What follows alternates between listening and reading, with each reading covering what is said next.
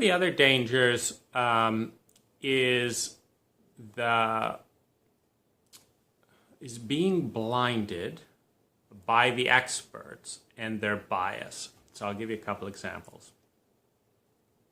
And the danger, of course, is that the dose and the path that is right for you at this time, you could arrive at that later or not at all, because someone else has been so successful at doing something that was right for them at a particular dose with a particular substance that you are swept into their thing. Like I experienced this early on with the channel Lazarus, where I experienced these wonderful, unique, and powerful benefits with working with this channel Lazarus.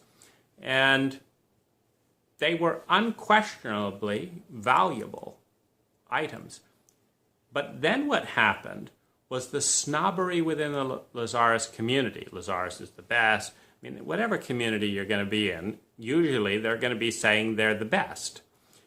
No one is going to be a Seth devotee, ayahuasca devotee, and say, I'm an idiot. I really ought to be smoking hash. I really ought to be taking LSD, but I'm an idiot, so I'm wasting my time with ayahuasca. No one smoking hash is going to say, ayahuasca is definitely the thing. I'm just not doing it because I'm an idiot. No, whatever anyone is doing, they are going to be saying that that is the thing to do. So whoever you meet is going to be doing something, and whatever it is they're doing, that is, as far as that individual is concerned, the best thing. Not only for them, because we live in a very, in a very mind-simplifying world where complexity is a little bit beyond that.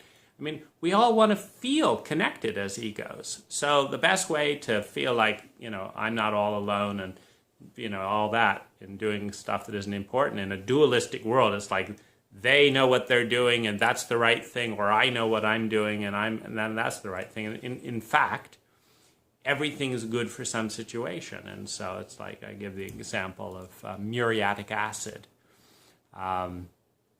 If you want to dissolve concrete, then muriatic acid is your dream heaven. However, if you want to avoid going blind, don't rinse with it. It'll blind you in a shot, but it'll eat up concrete.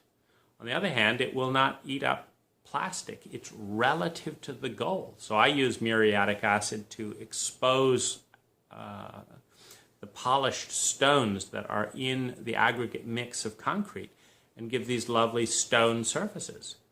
But everyone has to decide. One client says, I like the clean concrete look. Okay, that's what you give them. One person says, I want a clean black concrete look. You put color in, you don't expose it. Another one says, I love those stones. I love these stones, I love those stones. You use muriatic acid. And so, of course, there's taste, and of course, there's preference. But I would say that 80% of the time, we as teachers, we don't have the humility. See, there's two forms of humility.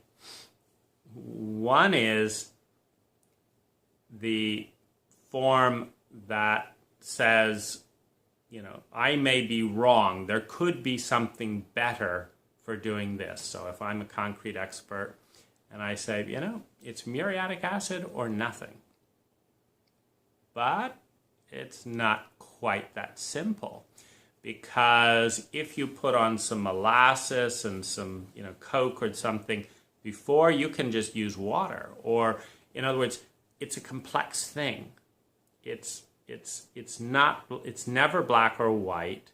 It's affected by temperature. It's affected by admixtures. It's affected by what's available locally. It's affected by the sunlight that day, and there's lots of different variables. So it's quite possible that someone using a, quote, inferior approach in a different environment will get a better result in that ecology, in the end result, than you using the best approach in a hostile environment to that, and and stuff. And so you can't be making blanket statements, that's not going to work, that's going to work. Now, you can state an educated opinion, and an educated opinion is very good, and in a technical arena, there's generally consensus, like two concrete experts are going to say, yeah, muriatic acid does that, and if you do that, that's generally better, and this type of broom will be too stiff to brush off the concrete. That's because you spray the acid and then you've got to brush it and put water. You've got to do right, in the way. So you'll generally get convergence on that. But here's the other level of humility. You can't have an objective sense of whether it is absolutely better or not to have the stones showing. So you may have 80% of people take regular MMDMT and compare it to a particular strand of 5-MeO-DMT and say that that's better for a God consciousness. That's better for a visualization. They may agree on the technical difference, but that does not authorize them to say that one is objectively better for all people and all situations than another, or that one dose is necessary for different goals. For different goals and for different people at different times. And you will see that, and so you have the humility to be wrong about technique, you have the humility to be wrong about dosage, you have the humility to not understand all the contextual variables, and you have the humility to know that what is considered the ultimate in this culture might be no big deal in a culture. We have had 10,000 languages. We have had 10,000 cultures and belief systems over our human history. Most of them we have forgotten. We are killing them off at an alarming rate. One language dies about every couple of weeks to a year. The last speakers of that language and all the nuanced variances. And to give you a sense of what I mean, like we call this a finger, and we call this a hand. Now, what is emphasized with our language? Shape and digits and separation is emphasized. This is a finger, separate from this finger, separate from this. That is what is emphasized. But another culture would look at this with different values and different eyes, and it would say, this is 3 lines. This is 3 lines. And this is 1, 2, 3, 4, 5, 6, 7, 8, 9, 10, 11, 12 lines. So the word would actually be 3 lines, and that'd be one word, not 3 lines, because lines are so important in that culture's mythology that there would be a word for 3 lines that might be thrines. So this is 1 thrine, these are 4 thrines, this is 2 dual, so a dine, and this is, for lack of a better word, a multi-tine, a line, a multine, which means that. Now we'd say, what do you mean 3 lines? That's a finger. What we're saying is, what do you mean these little bits here? What does that have to do with it? What we're looking at is this. This is a lump like that.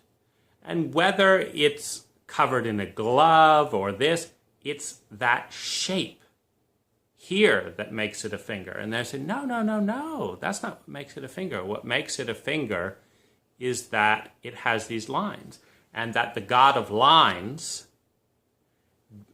gives a 3-line object this power and a this line project, and they're all into lines. Why? You know, what do lines have to do with it? We're so annoyed that anyone else could look at things differently. Now, this is a blind spot, which when that language dies, we're never going to count the lines in a hand again. We're just going to count 5 or 4. We're going to say one's missing. But we're not going to even notice if this one has an extra spare line groove in here. But to them, that would be a momentous event. You know, like someone is born with an extra groove, an extra line. It's like, wow, what does this mean? And it would have a mythological meaning and this and that and the other. So this is the power of language to direct attention. Is this a grouping of lines, or is this a grouping of shape? What is it? It depends on the language, and it depends on what matters to the culture. Well, we're a very can-do, efficient, whatever, you know, get it done. These fingers get it done, so it matters if we have one finger missing, because then you can't get as much done. But there's other cultures where that wouldn't even be measured. It would be the energy coming out of these bits. And if you have 3 missing, but there's 2 kilojoules of energy pouring out, they'd say you're abundant. But if you've got 5 or 10 fingers on one hand, you've got 0.5 kilojoules, they'd say you're really missing it. I mean, you can't do anything. Meaning you can't flow energy out of that device. And this whole culture is about that, and so you can't do anything, because who could imagine a culture where it wasn't all about doing things? So nothing means beyond what we're willing to comprehend as being rational, real, or even possible. I was like, you know, those idiots over there, I mean, what are they wasting time doing things with? I mean, we move energy, we do this, we don't need houses, we just grown hair, and, you know, we don't waste our time with, I mean, watching TV. I mean, what idiots. That's the other blind spot. And in that blind spot, you'll have the experts out there saying this is the best way to do this. You'll have the experts out there having different experiences. You'll have the experts who are brilliant experts and technicians in one domain and who have good, solid reputations based on that expertise, venturing into other domains where they have no expertise, where they have prejudice and ignorance that is as biased and amazing as the prejudice against them by the establishment. And then you have this other bit of blindness, which is that anything else other than that, having established that this at this dose is the substance that will give most people this experience, that this experience is the experience to have. This is the... So there's a certain competition. I mean, in politics, every politician is fighting to have their values be the godhead of the decision-making power structure. And we're seeking, I'm seeking, as part of my influence, to increase the respect for consciousness. I'm interested in that. But I enjoy the fact that some of the people who make me the happiest are the least conscious. Because I love it. Because I'm all into consciousness, because I believe well-being goes up. When you infuse consciousness, you infuse power and well-being. That's my statement. Language is one of the more important ways of measuring consciousness. There is consciousness that isn't linguistic, but we're not conscious that we're conscious about it, because our consciousness about consciousness is pivoted through this overdeveloped left brain and language. And there's definitely a consciousness there with some of the people that bring me enormous joy. But when I say, what are you thinking? Why that and not that? They say, I'm not thinking anything. I'm just feeling this. And I'm like, what do you mean you're not thinking of anything? Do you or don't you like this? And they're like, oh, I never thought about it or whatever. And I'm drawing them out of this presence type of consciousness. And I'm bringing them into linguistic consciousness, where I'm hanging out. And I'm making both of us less happy than if I hang out with their consciousness, which seems like unconsciousness, because the definition of consciousness is that you can talk about it. And so it's deliciously more complex than any human being can possibly see. And so I have great respect for anyone who's bringing consciousness and diversity to this terrain of psychedelics, number one. Number two, I learn from the journey of everyone who shares their story. Number three, I am informed by a probability field. Facts matter. Nuanced experience, like I took 5 dried grams of this or did this or this variant, and people had this experience online, on YouTube, in a book. It's wonderful. I am deeply grateful. And I encourage you to learn and sample and go there. But I also think that it is a potential blind spot,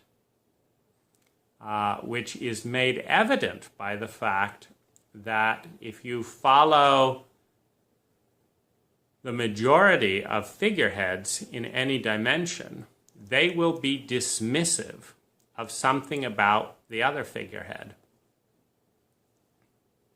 Oh, that's a bunch of rubbish. I'm not associated with that. I would never dream of doing this. And whether it's Terence McKenna dissing channeling, or someone else dissing Terence McKenna, or this and that and the other, or I never got anything with this, that's a waste of my time and stuff. That's just them. That's their experience of that. And it's wonderful that if it's talking, to some extent, it is talking through the ego, which is to some extent the identity that is separated. Now, it may not talk through the ego in terms of the personal experience. It may be the ego voice, voicing something that is very galactic in nature. But everything that comes through a human body is to some degree relying on the infrastructure of that separate piece, because it's not simultaneously talking at you from every tree and every person around you. It's coming from that source. And my understanding of whether it's channeling, psychics, this and that, energy workers, this and that and the other, that it's very affected by the personality, that there is an influence of some kind. And while this is minimized perhaps with completely unconscious channels and all that, you'll find the channels themselves disagree with other channels that claim to be from similar dimensions. And so the bottom line is it all comes back to you. So the biggest danger is that it goes something like this. Number one, this person has expertise more than me. Number two, they are valuable and well-intentioned. Number three, they are saying this and not this. Therefore, number four, I should do this and not this. That's the trap. Why is it a trap? Well, like I talked with my discovery of many gifts, for example, with the channeled entity Lazarus. Well, I got into that trap, and it was exacerbated by Lazarus saying that they came from other... They made a couple of statements that seemed to make sense, and of course every Lazarus friend thought Lazarus was the best, or they wouldn't be spending their time there, of course. But the reductionist logic of Lazarus coming from a higher vibration than had ever contacted the planet, and being good at certain things, meant I felt I was wasting my time going out to other things. And I didn't have enough experience. I met Lazarus when I was 13 years old. I didn't have enough experience to know what I didn't know. That's the danger. Not knowing what we don't know, but settling on, this is the thing. Now, it's not bad, but as an example, I tried for 10 years to apply healthy relationship practices using the Lazarus techniques and things, and they just made things worse. My reality got worse doing that. But I was so convinced that this was the thing that I just kept doing it and blaming myself. And the problem with teachers, channels, and all that is, for the most part, I kept, you go to a teacher or a channel, whatever, it's like, I did this, it didn't work, and they said, well, you have a blockage, you have your negative ego, you did the endless reasons why something's wrong with you, that their technique isn't working. Meanwhile, I then went to a workshop on love, intimacy, and sexuality where everything was different. And this was run by human beings, not by channeled entities. In one weekend,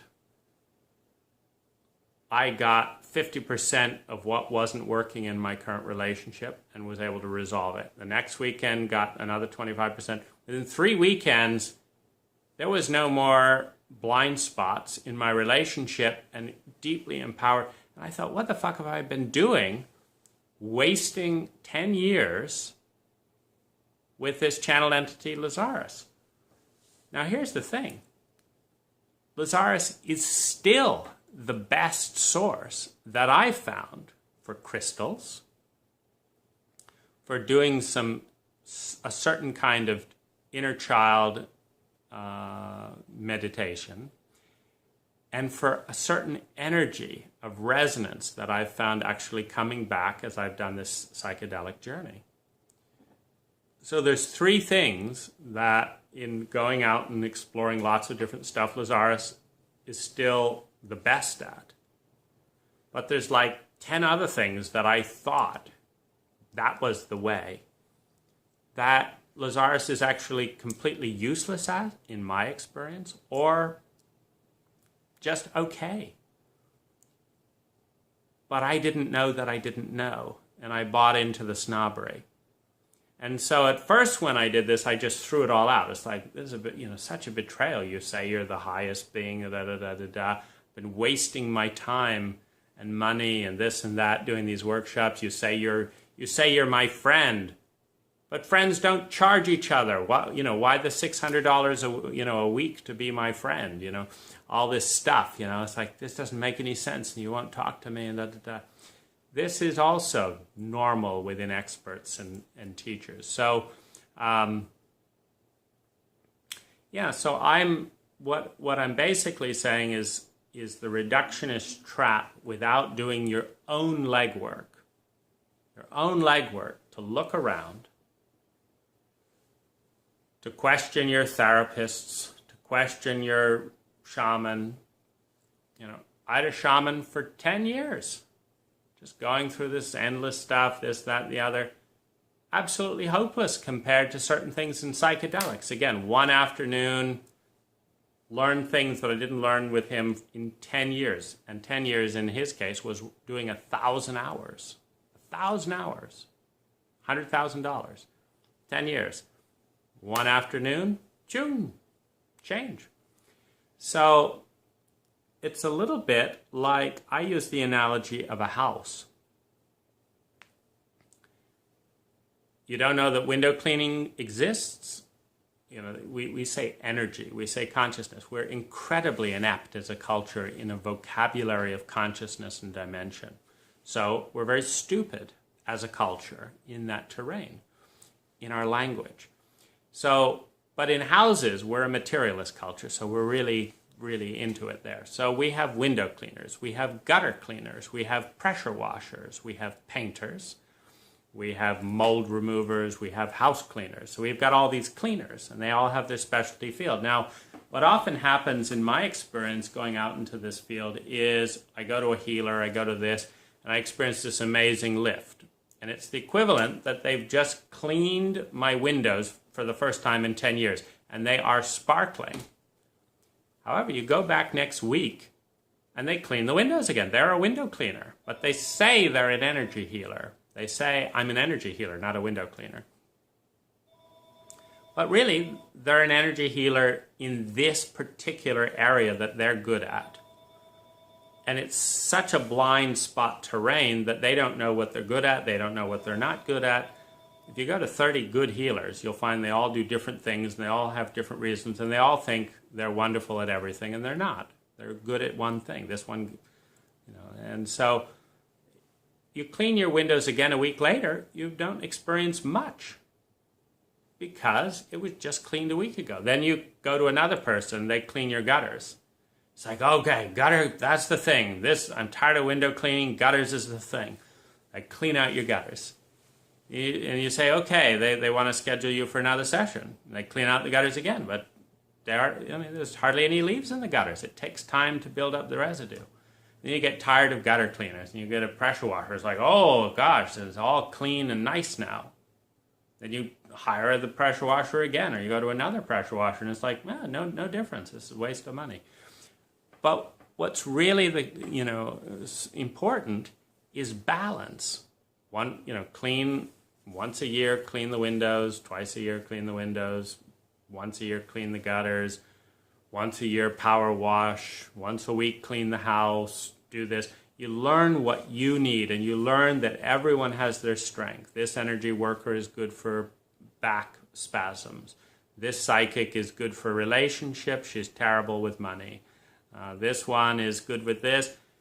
And what's the dose? What's the amount? Psychedelics are good for this. Therapy is good for this. Cuddle parties are good for this. Workshops are good for this. Community singing is good for this. Church is good for this. This is good for this. And it's ultimately all up to you. This is complicated. It's unsettling, because if you do go to 20 different sources and put that into your own routine, you will be having probably 20 different people disagreeing with you. I mean, if you ask those 20 people, they'll all say, build a routine around them, because that's why they were a healer. They experienced some great Reiki thing. They went out and got their lesson. It's all Reiki. And so what should I do? You should do Reiki. Do the same thing with drugs and mushrooms. What should you do? You should do mushrooms, like me. You should do this, like me. You should read The Body Keeps the Score, like me. You should do what's been so important for me. Because, of course, that's why we're sharing it. We care about one another. We want to share what's worked for us.